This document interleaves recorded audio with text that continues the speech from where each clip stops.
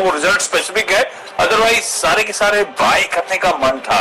Hopefully आज मंगलवार का दिन है, तो उम्मीद कर रहा हूं कि कुछ अच्छी स्क्रीन आपको इवेंचुअली नजर आएगी। दो बाय कॉल्स के साथ शुरुआत कर रहा हूं और दोनों की दोनों कंपनीज गिर रही हैं, इसमें कोई शक नहीं है, ये पूरा सेक्टर गिर रहा है। ऑटोज की बात कर रहा हूं, ऑटोज में टाटा मोटर्स पहला स्टॉक है।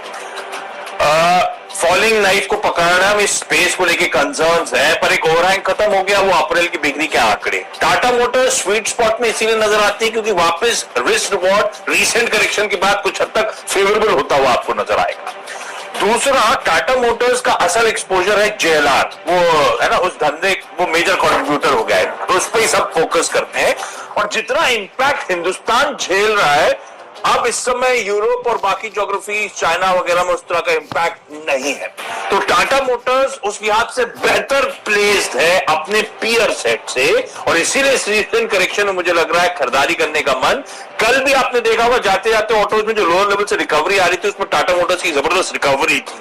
फ्लैट लाइन पे जाके टाटा मोटर्स बंद होता हुआ नजर आया था। मुझे लगता है टाटा मोटर्स में खरीदारी करने का मन बनाना चाहिए। स्ट्रिक्ट स्टॉप लॉस होगा, रिस्क रिवॉर्ड फेवरेबल है, मार्जिन ऑफ सेफ्टी अच्छी नजर आती है लेवल्स के आसपास, इसीलिए मेंशन कर रहा हूं। और अगर टाटा मोटर्स आउट परफॉर्मेंस दिखाएगा, जो कि ADRs हाईलाइट भी कर रहे हैं यूएस में जो इसके ट्रेड होते हैं, टाटा मोटर्स के DVR को भी रडार पर रखिएगा, वहां पे भी खरीदारी करने का मन। हालांकि टाटा ऑर्डिनरी शेयर से भाई साहब बहुत तगड़ा डिस्काउंट चल रहा है, वो सब मुझे नहीं लगता, मुझे सिर्फ लगता है रब ऑफ, क्योंकि डिस्काउंट कितना होना चाहिए, कितना है, एनीबडी इज गेस। जब आपका मन करता है डिस्काउंट को स्क्वीज कर देते हैं, जब आपका मन करता है डिस्काउंट को बढ़ा देते हैं। हमारे बाजार में डिस्काउंटिंग DVRs की पचाना थोड़ा मुश्किल काम है, पर सिर्फ प्योरली क्योंकि टाटा मोटर्स को लेकर मुझे लगता है खरीदारी करने का मन, इसीलिए DVR में भी खरीदारी करके चले 129 के टारगेट्स। और क्योंकि टाटा ग्रुप की बात हुई है, टाटा ग्रुप का एक स्टॉक आज बेचने का मन, और वो है टाटा केमिकल्स, अपने नंबर्स के चलते। तो काफी कमजोर परफॉर्मेंस है टाटा केमिकल्स का। आय में 11% का उछाल, आय को लेकर कोई इशू नहीं, मेरे ख्याल से आय तो बाजार उम्मीद से कुछ बेहतर ही क्लॉक करी है इस कंपनी ने, पर उसके नीचे जब मैं फाइनेंशियल कैलकुलेट करता हूं तो मूड बिगड़ना शुरू होता है। EBITDA 29% का डिक्लाइन, भाई बाजार मान रहा था 514 करोड़ EBITDA आएगा, आया कितना, 280 करोड़, आधा हो गया जो बाजार एक्सपेक्टेशन है उसके सामने। मार्जिन 17% से घटकर 11.5 10.7% पे आए, बाजार कह रहा था भाई 17 का बढ़कर 21% हो जाएगा। और ये हुआ क्यों, सारा का सारा जो हायर कॉस्ट है उसने क्लियर कट मार्जिन्स को डेंट करा है, इसलिए मुनाफा केवल 12 करोड़ रुपए पे रह गया है। मुझे लगता है नंबर्स खराब है, इसमें कोई शक नहीं है। टाटा ग्रुप कंपनीज की अपनी टेलविंड रहती है आजकल, लेकिन आज इसमें बेचने का मन है। 760 तक के टारगेट्स के लिए अप्रोच करेंगे। अच्छा, आज बड़ा इंटरेस्टिंग है आशीष की मैं ऑटो पे सेल कॉल दे रहा हूँ, और तीनों स्टॉक दिखा दीजिए, महिंद्रा एंड महिंद्रा, आयशर मोटर्स और अशोक लीलैंड, तीनों में सेल कॉल है। बड़ा दिलचस्प है यहाँ पे, लेकिन टाटा मोटर्स का जो आप लॉजिक दे रहे हैं वो ठीक बैठता है कि चाइना में शानदार ग्रोथ है, यूके में शानदार ग्रोथ है, और इनका पूरा धंधा JLR पे चल रहा है, तो उसके लिए ठीक है। लेकिन मेरा मानना है कि ऑटो कंपनीज के ऊपर मैसिव प्रेशर है, दो रीजन से। कल देखिए M&M ने भी कहा कि वो जो जून में शटडाउन करने वाले थे वो मई में करेंगे। बहाना होता है कि हम रेगुलर मेंटेनेंस ही कर ले, लेकिन सच्चाई ये है कि इस समय माल बिक नहीं रहा है, तो कंपनियां अपने डिप्लोमेटिक अंदाज में प्रेस रिलीज देती हैं। तो प्रेशर में दो फ्रंट पे देख रहा हूँ। एक तो डोमेस्टिक स्थिति जो इकोनॉमी की है इस समय, अलग अलग जगहों पे लॉकडाउन, इकोनॉमिक एक्टिविटी रुकी हुई है, नंबर्स आगे आने वाले समय में आपको कमजोर दिखेंगे ही दिखेंगे, क्योंकि गाड़ियां नहीं बिक रही है। जिस आदमी का घर का कोई व्यक्ति अस्पताल में मर रहा है, वो बाइक या कार खरीदने नहीं सोचेगा, प्रैक्टिकली सोचिए, हवा मत उड़िए। तो एक मुझे लगता है ये बहुत नेगेटिव है। दूसरा नेगेटिव, चिप की शॉर्टेज ग्लोबली मैसिव है, नहीं मिल रही है, कंपनियों ने 50% प्रोडक्शन कम कर दिया दुनिया भर में, तो उसका भी इंपैक्ट आपको देखने को मिलेगा। और इसलिए मुझे लगता है कि जो बिग टिकट साइज की बाइंग या शॉपिंग इस समय लोग करते हैं वो नहीं कर रहे हैं, और इसका इंपैक्ट ऑटो सेक्टर में दिखेगा। क्योंकि इकोनॉमी में, मैं ये तो नहीं कह रहा हूँ रुक गई है, लेकिन धीमी पड़ गई, स्लो डाउन हो गई है, रोक दिया गया ना उसको लॉकडाउन के जरिए, और इकोनॉमी का पहिया ऑटो से घूमता है और वो स्लो डाउन हो गया है। तो हमें लगता है कि इन स्टॉक्स में प्रेशर देखने को मिलेगा।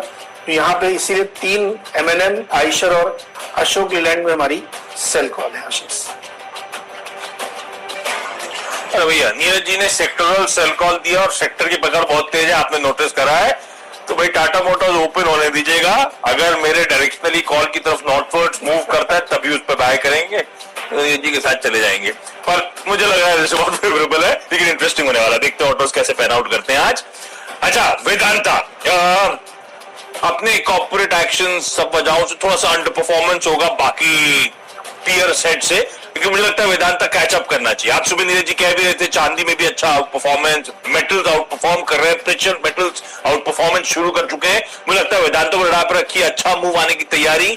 बायोकॉन फिर से मेंशन कर रहा हूं, कल डिपेंडेबल बोला था पर कल फिर चला नहीं है। वो चल क्यों नहीं रहा ये टाइम करना मेरे लिए नेक्स्ट टू इम्पॉसिबल है, लेकिन बायोकॉन भी मैं कल भी मेंशन कर चुका हूं, बड़ा अच्छा रिस्क रिवॉर्ड लग रहा है। 488 के साल के हाई से करेक्ट होकर 378 के लेवल्स पर ये स्टॉक है, और इसकी ड्रग्स खासतौर पे कोविड पोर्टफोलियो रडार पे है सबके। आइटोलिजुमाब, रेमडेसिविर, क्या डिमांड ट्रैक्शन है, ये कंपनी अपनी कैपेसिटीज बढ़ा रही है। मार्च, मई और जून में वो कैपेसिटीज बढ़ती हुई नजर आएंगी। मुझे लगता है स्टॉक को रडार पर रखना है। टाइम नहीं कर पा रहा हूं मैं कि आज चलेगा कल चलेगा, मुझे अट्रैक्टिवनेस लगती है, मार्जिन ऑफ सेफ्टी नजर आता है, इसीलिए मैं लगातार मेंशन करूं। तो बायोकॉन को मैं कंटिन्यू करूंगा। फार्मा चल रहा है लेकिन बायोकॉन नहीं चल रहा है, ये बात भी ध्यान रखिएगा। मेरे ख्याल से अब डिपेंडेबल वक्त है, पहले नीरज जी के स्टॉक्स पूरे कर लेते हैं, फिर डिपेंडेबल बताऊंगा। नीरज जी क्विकली मैं बताता हूँ फटाफट। अपोलो ट्राइकोट मेरा चौथा स्टॉक है। हमने कहा था कि पाइप कंपनीज पर नजर रखिएगा, कल ये 2.5-3% चला था, उसके बाद शाम को उसका रिजल्ट बहुत बढ़िया रिजल्ट है, दोगुना प्रॉफिट हो गया है, रेवेन्यूज पर हो गया है। यस, और इसमें जो डिमांड है वो बहुत तेजी से बूस्टअप हो रही है, 74% वॉल्यूम ग्रोथ देखने को मिली है। मैं अभी भी कह रहा हूँ कि जो पाइप कंपनीज हैं, स्टील कंपनीज है, स्टील कंपनियों को तो आपने परफॉर्मेंस देख लिया, टाटा स्टील 10 साल के हाई पे चल रहा है, लेकिन जो उसके वैल्यूएडेड प्रोडक्ट बना रहे हैं, जो पाइप बना रहे हैं, जो सरिया बना रहे हैं, जो ट्रायंगल बना रहे हैं, जो शीट्स बना रहे हैं, उनको और ज्यादा गियर होता है, क्योंकि जो वैल्यूएडेड प्रोडक्ट में आप आते हैं तो मार्जिन बढ़ जाते हैं। मुझे लगता है कि अपोलो ट्राइकोट आपको बहुत अच्छे रिटर्न देगा, और वैसे भी ये मेरे हिसाब से पोजिशनल कॉल के लिए भी बहुत बढ़िया स्टॉक है, तो उसमें खरीदिएगा। फोर्टिस हेल्थकेयर कल बढ़िया इसने रिटर्न दिया, और देखिए अब इंजेक्शन लगने की तैयारी हो रही है, फाइजर वजह सब आ रहे हैं, तो सरकारी के साथ साथ प्राइवेट भी लगेंगे, और हॉस्पिटल्स के लिए मतलब अनफॉर्चुनेट है लेकिन धंधा ही नहीं का इस समय चल रहा है। तो अपोलो हॉस्पिटल और फोर्टिस दोनों, अपोलो मेरा डिपेंडेबल है, कल भी उसको रखा था, फोर्टिस भी रखा था, दोनों स्टॉक लेके चलिएगा, क्योंकि फार्मा, हॉस्पिटल्स ये सभी इस समय चल रहे हैं। तो आशीष मेरा डिपेंडेबल भी हो गया अपोलो हॉस्पिटल।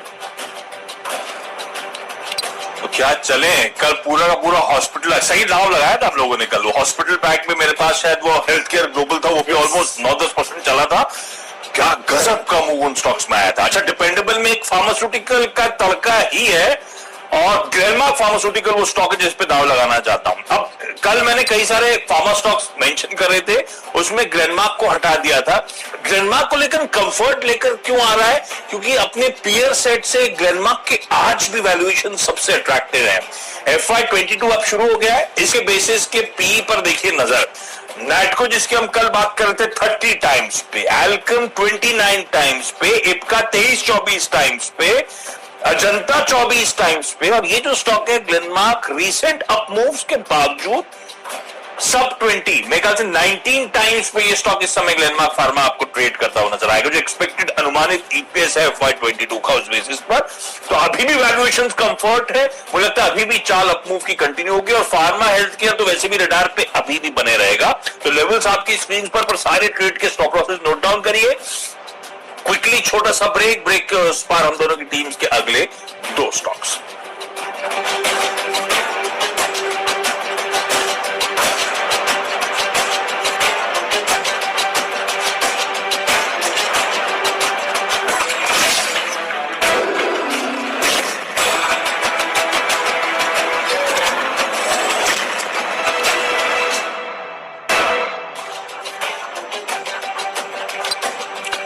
स्वागत है एक बार फिर से आपका सीधा सौदा में, और अब तक आपको 6 स्टॉक्स दोनों टीम से मिल चुके हैं, और अब बारी है फ्री हिट और पिंच हिटर की। फ्री हिट और पिंच हिटर में फार्मा कंपनीज है, एक कल का रिपीट स्टॉक है कैडिला हेल्थ केयर, और दूसरा पिनाशिया बायो। देखिए इस समय 2 ही चीजें चर्चा में चल रही हैं, एक तो ऑक्सीजन और दूसरी वैक्सीन, और वैक्सीन सबसे इंपॉर्टेंट है इस समय, और मुझे लगता है जो कंपनियां इसमें काम कर रही हैं उन्हीं को फोकस करिए। कल भी मैंने आपसे कहा था कि कैडिला ध्यान रखिए, कल 1-2% का उसने आपको इंट्राडे में रिटर्न दिया, आपने ठीक ठाक पैसा बनाया होगा। और मुझे लगता है उसी में पैनाशिया भी जोड़ लीजिए, क्योंकि अब स्पुतनिक का काम बहुत तेजी से चलने वाला है, यहाँ पे काम बहुत तेजी से शुरू हो गया है।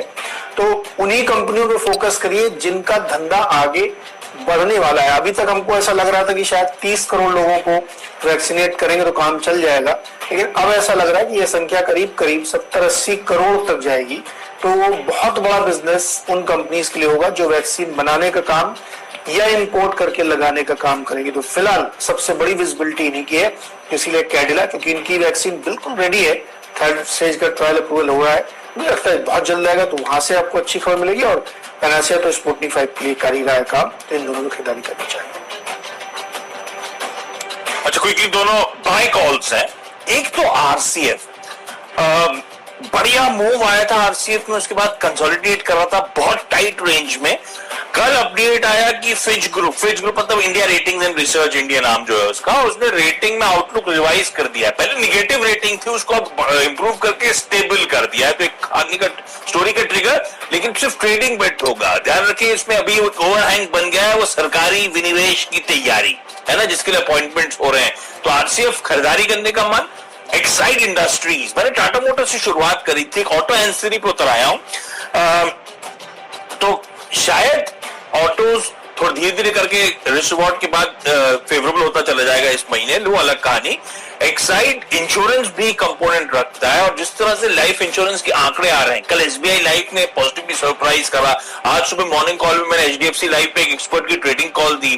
तो insurance as a space radar पे आ रही। जनरली लोग भूल जाते हैं एक्साइड का भी इंश्योरेंस आम, तो रडार पे रखिएगा 186 के टारगेट्स के लिए। तो आरसीएफ और एक्साइड दोनों में खरीदारी। क्विकली छोटा सा ब्रेक के उस पर आखिरी के दो स्टॉक्स, हम दोनों को एक दूसरे की सीधा सौदा टीम्स पे पसंद क्या आ रहा है उस पर बातचीत, और फिर पूरी की पूरी टीम्स का क्विक रैप अप भी आपके लिए लेकर आएंगे।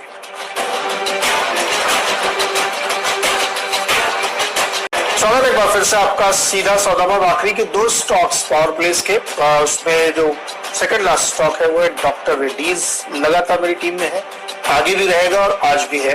कारण वही है कि वैक्सीन की तैयारी स्पुतनिक की पहली खेप आ चुकी है और लगना शुरू हो गया, क्योंकि अब इसके सिवा कोई चारा बचा नहीं। तो मुझे लगता है इसको फोकस करके जितनी वैक्सीन वाली कंपनीज है, चाहे वो कैडिला हो, चाहे वो पैनाशिया बायो हो, चाहे वो डॉक्टर रेड्डीज हो, इनको ध्यान में रखिएगा, इसीलिए इसको रखा है। मुझे लगता है कि ये अपनी जो 5800 तक की जर्नी है उसको फिर से रिगेन करेगा, लेकिन आज के लिए टारगेट इसमें होगा आपका 5300 का। आखिरी स्टॉक है बाफना फार्मा, बहुत छोटी सी फार्मा कंपनी। सामान्य दिनों में इसको शायद मैं नहीं लेता, लेकिन इस समय फार्मा का फ्लेवर चल रहा है। और इनके लिए एक अच्छी खबर यह है कि इनको यूरोपियन यूनियन और यूके के रेगुलेटर से इनकी जो 2 पैकेजिंग लाइन थी फार्मास्यूटिकल्स की, उनको अप्रूवल मिला है।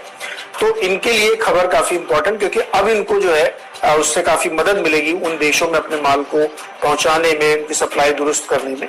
तो इसलिए इसको लिया है, और चूंकि आजकल फार्मा फ्लेवर में तो स्टॉक में अच्छी रैली देखने को मिल सकती है। तो बाफना फार्मा में खरीदारी की सलाह होगी। 65,000, 17,000, 40,000, 70,000। हेलो ट्रेडर्स, क्या आप भी स्टॉक मार्केट में ऐसा ही कंसिस्टेंट प्रॉफिट कमाना चाहते हो? क्या आप भी स्टॉक मार्केट में अपना कैरियर बनाना चाहते हो? इफ यस, तो आइए जुड़िए हमारे साथ हमारे टेलीग्राम चैनल पर, जहां हमारी टीम आपको डेली डीपली रिसर्च करके 1 से 2 कॉल्स बैंक निफ्टी और स्टॉक ऑप्शंस की कॉल भी प्रोवाइड करते हैं, जो कि आपको आसानी से 3,000 से 5,000 रुपए तक प्रॉफिट कमाकर दे सकती है। टेलीग्राम चैनल की लिंक मैंने डिस्क्रिप्शन में डाल दी है। तो मिलते हैं कल मॉर्निंग में कंफर्म कॉल के